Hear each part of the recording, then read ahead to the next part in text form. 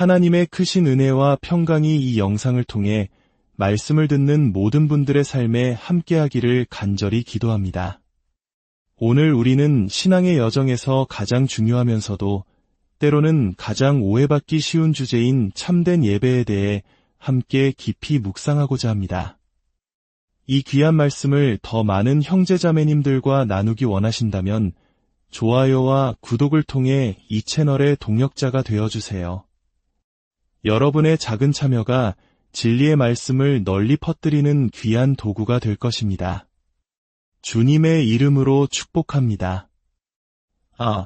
저 교회 사람들 정말 예배를 아는구나. 정말 뜨겁게 예배드리네. 혹시 이런 말을 하거나 들어보신 적이 있으신가요?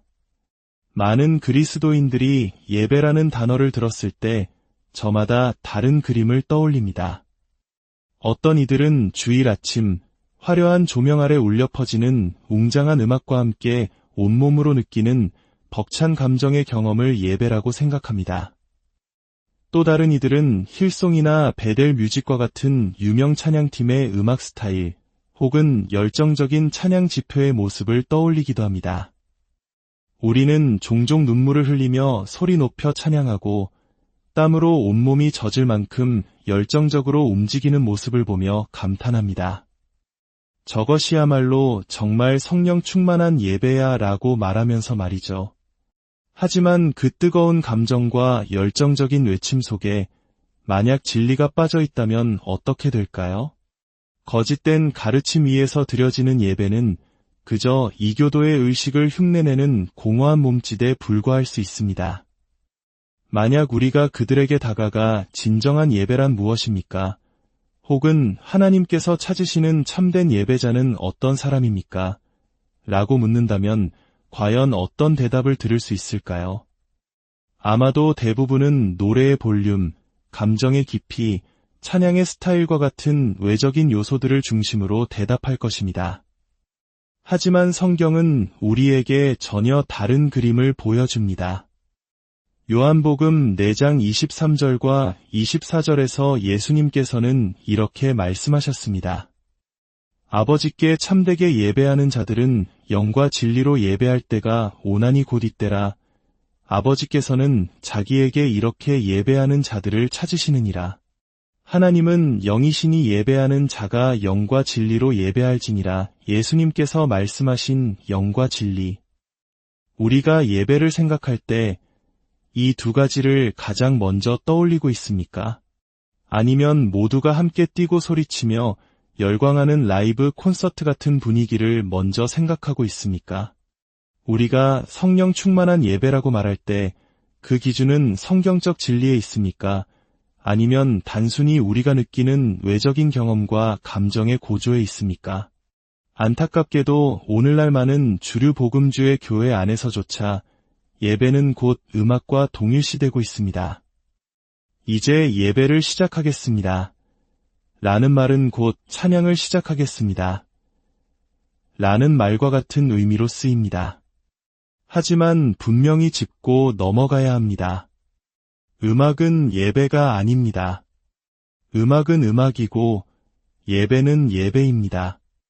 음악은 예배의 한 가지 표현 방식일 수는 있지만 예배의 본질 그 자체는 아닙니다.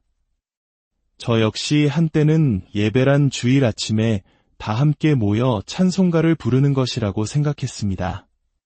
내 목소리가 들리지 않을 정도로 목청껏 소리치며 노래하면 하나님께서 내 기도를 더 잘 들어주시고 내 삶의 문제에 개입해 주실 것이라 믿었습니다. 그것이 예배의 전부라고 생각했던 시절이 있었습니다. 하지만 하나님의 말씀을 깊이 파고들기 시작하면서 제가 알던 예배가 얼마나 피상적이었는지 깨닫게 되었습니다. 참된 예배는 무엇일까요? 한 신실한 사역자는 이렇게 이야기합니다. 저는 기독교인의 9%가 예배가 무엇인지 제대로 이해하지 못했다고 생각합니다. 저 자신도 몰랐습니다.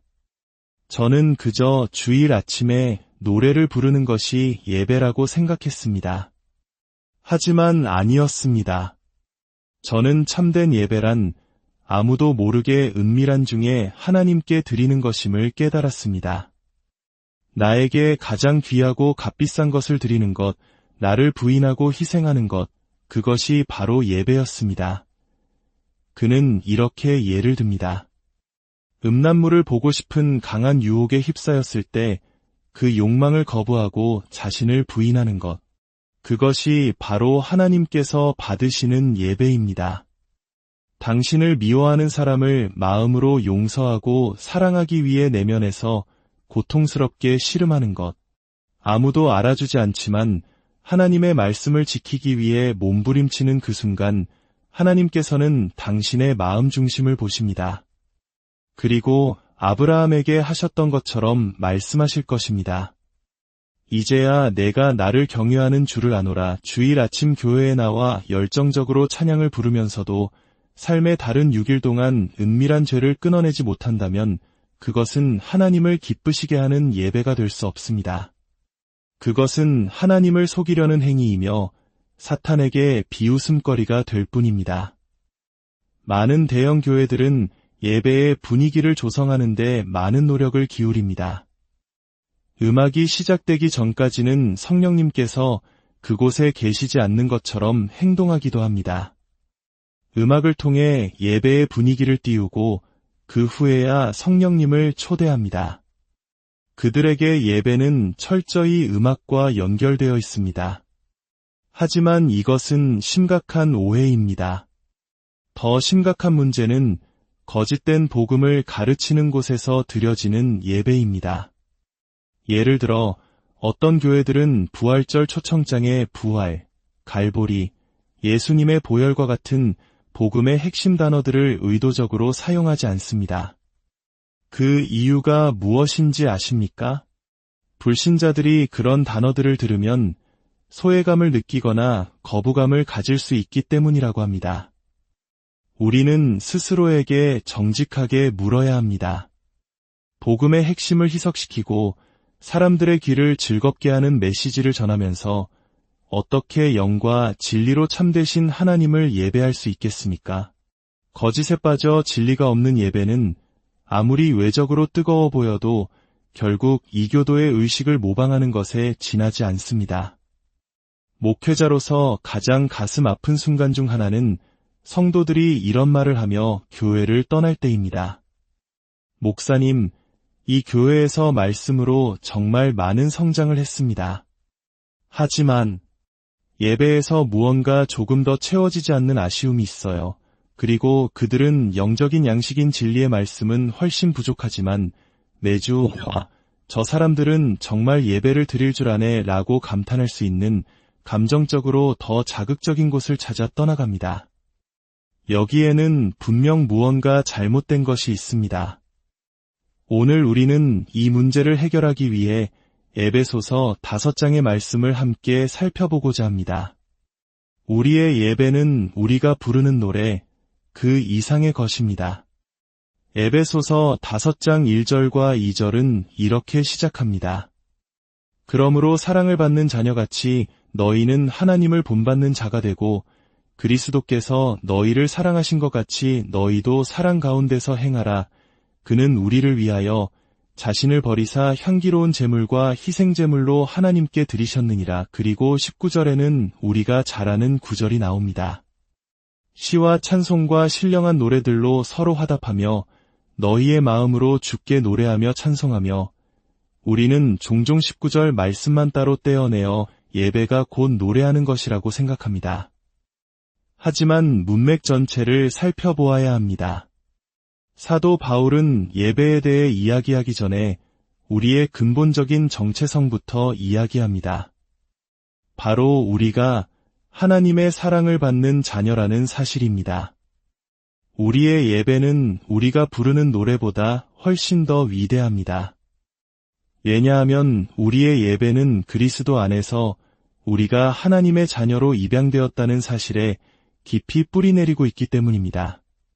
우리가 하나님의 자녀라는 정체성을 잊어버릴 때 우리의 예배는 공연으로 전락하게 됩니다. 우리는 두 가지 잘못된 방식으로 하나님께 나아갑니다. 첫째는 하나님을 달래려는 시도입니다.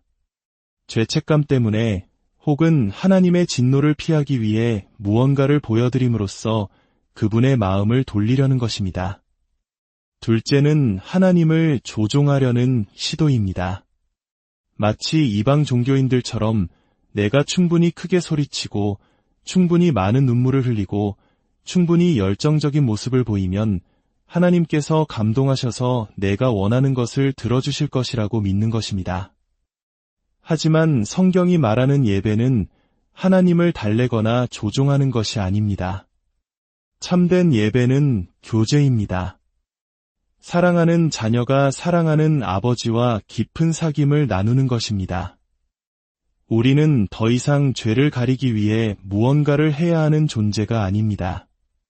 그리스도의 희생으로 인해 우리는 이미 하나님의 자녀가 되었습니다. 따라서 우리의 예배는 의무나 두려움에서 나오는 행위가 아니라 감사와 사랑에서 우러나오는 자발적인 반응이어야 합니다. 에베소서 5장은 성령 충만한 삶이 어떤 모습인지 구체적으로 보여줍니다. 성령 충만은 단지 뜨거운 감정 상태가 아닙니다. 성령으로 충만할 때 나타나는 결과들은 다음과 같습니다. 첫째, 시와 찬송과 신령한 노래들로 서로 화답합니다. 이것은 성령 충만의 유일한 결과가 아니라 여러 결과 중 첫 번째입니다.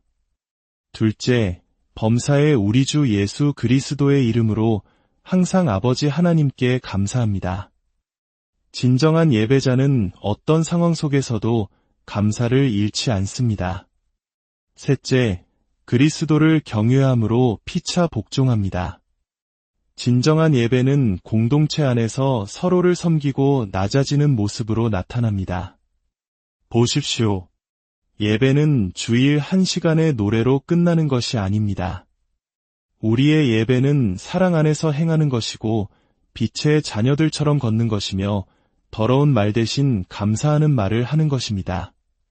시간을 아끼고 주의 뜻이 무엇인지 이해하며 세상의 방식에 취하지 않고 성령으로 충만해지는 것. 이 모든 것이 바로 우리의 삶의 예배입니다. 사랑하는 성도 여러분, 오늘 말씀을 통해 우리의 예배에 대한 관점이 새롭게 되기를 소망합니다. 이제부터 우리의 질문은 어떻게 더 뜨겁게 찬양할까?